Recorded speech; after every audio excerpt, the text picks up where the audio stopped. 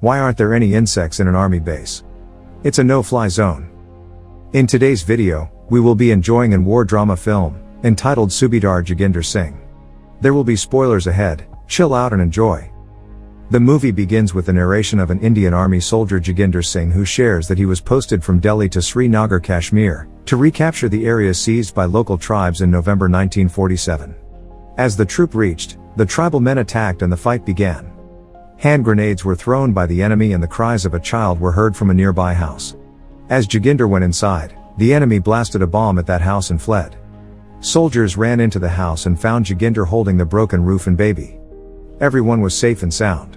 In the next scene, the present time of 1962 is shown in the area of Firozpur, Punjab, where Joginder is telling this story to young boys and motivating them to die for the sake of country. His wife, Guriel, comes to serve them milk, saying that his 1-month holiday is still left and asks them to sleep as they have to cut the crops at dawn. The next morning, the crop cutting begins and his wife brings lunch for all of them.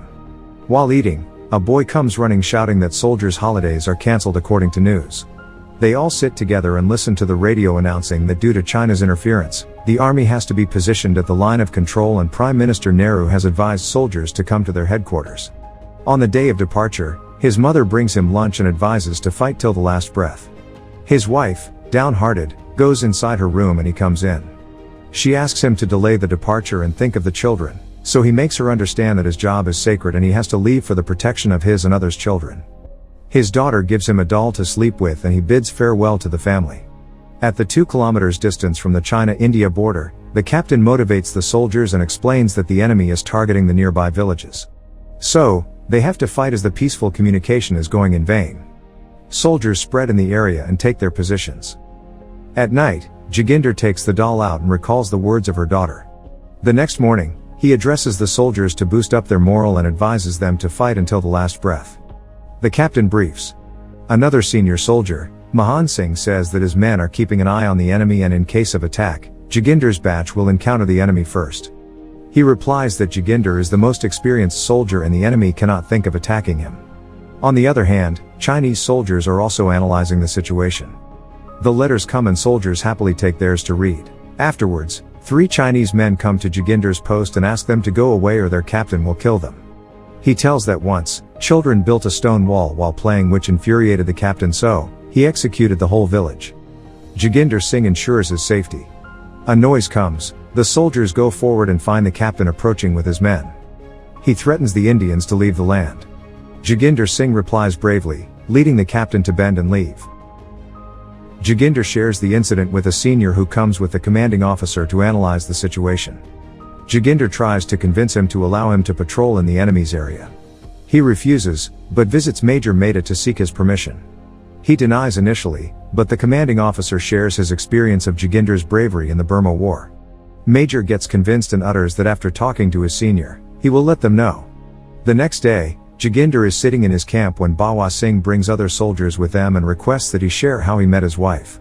Joginder shares that their story began 17 years ago when he was going back home on holiday, in train, from duty. The train stopped at a station where he saw her coming. Luckily, their seats were in front of each other and they gazed at each other frequently. He reached home, but kept thinking about her, day and night. She also kept thinking about him, leaving her smiling every time. One day he went to the local festival where he saw her again. This made them jovial and he gifted her bangles and a necklace. Another day, when he returned home, he saw some guests in his house. His father shared that he is his future father-in-law as his marriage is fixed with his cousin. Joginder, standing on the cliff, said to the soldiers that he felt riddled with bullet holes. Coincidentally, the Chinese army started firing and captured a few soldiers. Joginder, being armless, analyzed the situation from behind a stone and as the enemy left, he jumped on their captain, seized his gun and pointed it at him. He ordered his soldiers to take their guns and warned him to not cross the border again, else he will be killed. The Chinese army left, losing their arms as well. Hari Pal Singh, commanding officer, and Joginder visit the major to inform him. They request him for patrolling again, but he replies that he will discuss with headquarters and orders to not cause any casualty in the enemy's area until they are ordered. Ajib Singh stands on a rock cursing the enemy. Joginder calls him to question and he replies that nobody understands the condition of his heart. He tries to pacify him and orders everyone to take their positions. As he moves, they insist him to tell the remaining story of how he met his wife. He smiles and resumes his love tale. The wedding preparations begin and they both share with their friends about each other. They were sad about getting married to someone else. Since they had not seen each other, they were unaware that their marriage had been fixed, so they considered it their fate and decided to get married. On the wedding day, her sister came to Joginder saying that her sister might look ugly, but she is very good-hearted from inside. At night, Guriel sat in her room. Sadly, Joginder was outside, nervous, so his cousin brought him to his room. When he went inside, she was sitting facing the wall. She said that according to her mother's advice, he is now everything for her and nothing should be a secret between them. She shared the story of meeting a soldier in a train and again at a festival. As the story progressed, Joginder became happier, realizing that she is that very girl. She concluded that marrying him would be a great pleasure, but she is satisfied with the fate. He went to her and said that I might be the same man. She looked at him with teary eyes and became overjoyed. The soldiers became happy and commented that he was really lucky. Right in time, Hari Pal Singh came and shared the good news that his request for patrolling had been accepted. He was given a briefing and their journey started. After completion, the soldiers of the enemy found them in their area. They attacked them, but they managed to survive and returned back. The Chinese captain was informed about the situation. Hari Pal Singh went to the major and informed them that the enemy was positioned right next to Mahan Line and they might capture it. Furthermore, they asked for more weapons. The major forwarded his request. Ajaib Singh's friend ridiculed him for being weak-hearted and missing his wife. Joginder came to him and enlightened him with the good news that his request for leave has been approved and he can go to visit his family. At night, he packs his luggage and his friends sing songs and share the messages they want him to convey to their families. Joginder looks around the area and finds Ajaib sitting in the camp. He asks him the reason behind not sleeping and he replies that he cannot sleep due to excitement. He looks at the paper happily which has a drawing of his wife.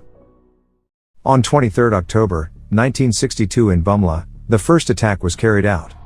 5 Indian soldiers placed at the beginning of the border were shot dead by the Joginder army.